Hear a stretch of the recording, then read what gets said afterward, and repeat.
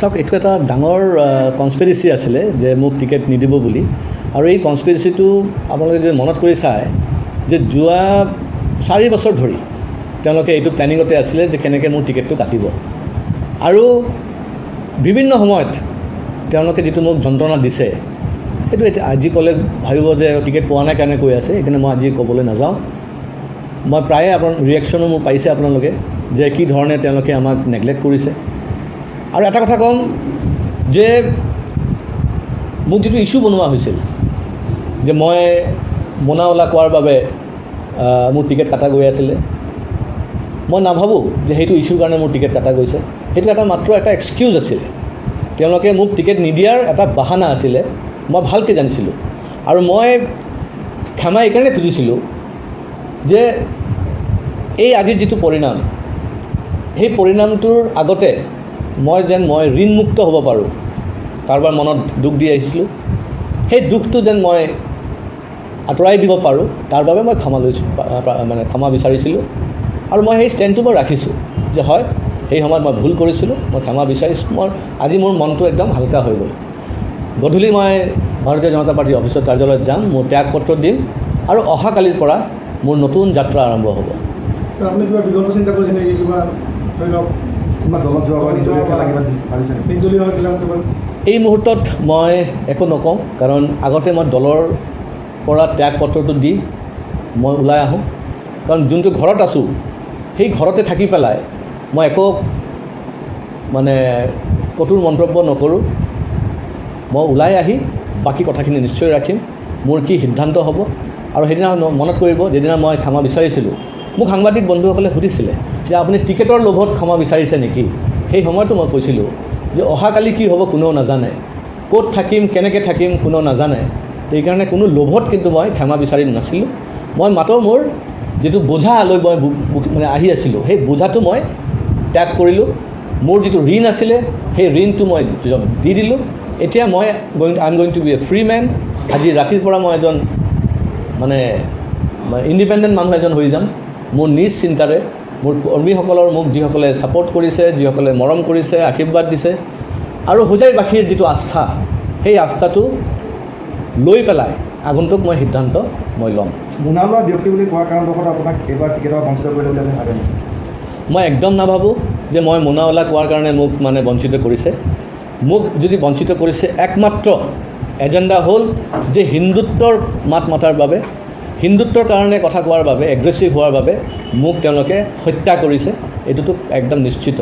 কাৰণ তাৰ চবচে ডাঙৰ প্ৰমাণ হৈছে সত্যৰঞ্জন বৰা। তেওঁ আমাৰ হোজাই সমষ্টিৰে এজন ব্যক্তি, আৰু তেওঁ কি প্ৰকাৰে গোটেই অসমত হিন্দুত্বৰ হৈ মাত মাতি আছে আমি নিজে শুনা পাইছোঁ, দেখা পাইছোঁ।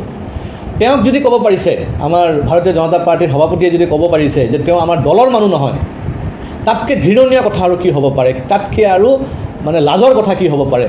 বিজেপি আনপিনে কয় যে তেওঁলোকে হিন্দুত্বৰ কাৰণে তেওঁলোকে চৰকাৰ কৰিছে, তেওঁলোকে পাৰ্টি দল বনাইছে, আৰু আজি হিন্দুত্বক উৎসৰ্গ কৰি ত্যাগ কৰি তেওঁলোকে যদি সত্যৰঞ্জন বৰাৰ নিচিনা মানুহ এজন কৈছে যে তেওঁ আমাৰ দলৰ মানুহ নহয়, তো শিলাদিত্যতে আৰু সৰু মানুহ এজন। বিজেপি সেইকাৰণে মোক গৰ্দনা ধৰি পেলাই মোক এই বিজেপি ত্যাগ কৰাৰ কাৰণে মোক দলিয়াই দিছে তেওঁলোকে। বিজেপি পূৰ্বৰ যি আদৰ্শ সেয়া নাই নেকি বৰ্তমান? চাওক, সেই অটলজী আৰু আদৱানীজীৰ সেই পাৰ্টিটো এতিয়া আৰু নাই। এতিয়া হৈছে কমাৰ্চিয়েল পাৰ্টি। এতিয়া তাক কেতিয়া মাৰি দিব কোনো ঠিক নাই। কিমান মানুহৰ হত্যা হৈ গ'ল আপোনালোকে নিজে চাওক। ৰাজেন গোহাঁইৰ হত্যা কৰি দিলে, ৰমেন ডেকাৰ হত্যা হৈ গ'ল, পলিটিকেল মাৰ্ডাৰ কৰি দিছে। তেনেকৈ ডাঙৰ 11জন বিধায়কক তেওঁলোকে হত্যা কৰি পেলাইছে, এজন মন্ত্ৰীক তেওঁলোকে পলিটিকেল মাৰ্ডাৰ কৰি পেলাইছে। আমিতো সৰু মানুহ, আমাৰতো নগণ্য। আজি ব্ৰহ্মপুত্ৰ ভেলীৰ পৰা কোনোবাই ক'ব পাৰিবনে যে শিলাদিত্যকৈ মন্ত্ৰিত্ব বিচাৰিছিল বুলি বা লবি কৰিছিল বুলি? কোনোবা সাংবাদিক বন্ধুৱে ক'ব পাৰিবনে যে শিলাদিত্য লবি কৰিছে যে মন্ত্ৰিত্ব দিব লাগে বুলি? কিয় তেওঁলোকে কি ব্ৰহ্মপুত্ৰ ভেলীৰ পৰা এজন শিলাদিত্যক কি তেওঁলোকে কি মন্ত্ৰী বনাব নোৱাৰিলেহেঁতেন নেকি? শিলাদিত্যৰ কি অপৰাধ আছিলে?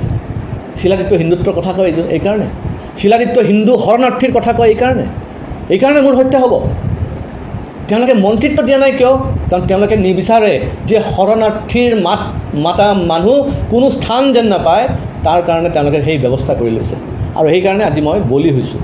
মোক পলিটিকেল হত্যা কৰিছে যদি তাৰ কাৰণে কৰিছে, কোনো মনাবলাৰ কাৰণে কৰা নাই। আপোনাৰ পলিটিকেলি হত্যা কৰাৰ আঁৰত বিজেপিৰ ক'ৰবাত স্থান বিজেপি কোনোবা চব মই বিজেপি আৰু পুৰাণ বিজেপি বুজি নাপাওঁ, মই বুজি পাওঁ বিজেপি। কাৰণ নতুন পুৰণি লৈ পেলাই এটা সংগঠন হয়। আৰু দিল্লীত যিসকল বহি আছে তেওঁলোকতো নতুন নহয়, তেওঁলোকতো পুৰণি।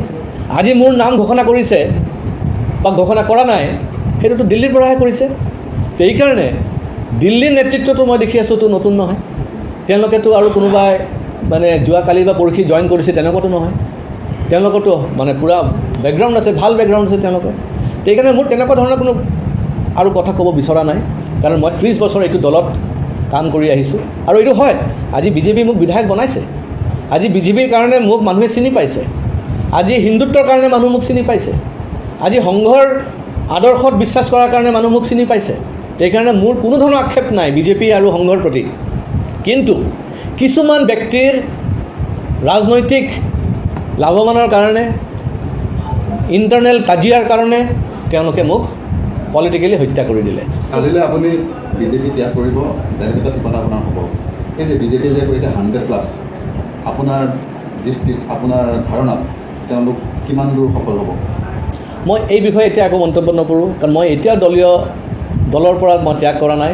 মোক দল ত্যাগ কৰিব দিয়ক। কাৰণ ইমান দিন মই দলৰ যিটো চিন্তাধাৰা, সেই চিন্তাধাৰাতে মই গোটেই ৰাজনীতিটো চাই আছিলোঁ। মই দল ত্যাগ কৰাৰ পিছত মোৰ যিটো নতুন চিন্তাধাৰাৰে যেতিয়া মই এতিয়া অসমক চাম, তেতিয়া মই ক'ব পাৰিম যে আচল কি হ'ব গৈ আছে। বিজেপিত এতিয়া টকা লেনদেন বা লবিকেন্দ্ৰিক হৈছে নেকি ছাৰ? চাওক, সেইটো কোৱাটো মোৰ কাৰণে টান। বহুতে কয় যে টকা দিলে হয়তো টিকেট আপুনি পাই গ'লেহেঁতেন। কাৰণ আমাক আগতে কোৱা গৈছে ৰিপৰ্ট কাৰ্ড চাই পেলাই মানে টিকেট দিয়া হ'ব। তেতিয়া আপুনি দুটা সমষ্টি চাই লওক, আপুনি লামডিং সমষ্টি আৰু হোজাই সমষ্টিক চাই লওক। আপুনি নিজে চাই লওক গৈ উন্নয়ন বেছি ক'ত হৈছে, লামডিঙত বেছি হৈছে নে হোজাই সমষ্টিত বেছি উন্নয়ন হৈছে, আপোনালোকে নিজে চাই লওক। আৰু তাৰপিছত যাচাই কৰক যে ৰিপৰ্ট কাৰ্ডৰ বেচিছত টিকেট দিয়া হৈছে নে পলিটিকেলি হত্যা কৰা হৈছে, সেইখিনি আপোনালোকে নিজে বিচাৰি পাই যাব। নতুন পাৰ্টি ৰামকৃষ্ণ ঘোষৰ সম্পৰ্কত কি ক'ব? মই কোনো ব্যক্তিগত মন্তব্য নকৰোঁ, কাৰণ মই এতিয়াও দলীয় মাজত আছোঁ। কোনো দলীয় কাৰ্যকৰ্তাৰ বিষয়ে এতিয়া নকওঁ। মই পদত্যাগ কৰাৰ পিছত মোৰ বাকী মন্তব্যখিনি মই কৰিম। ধন্যবাদ।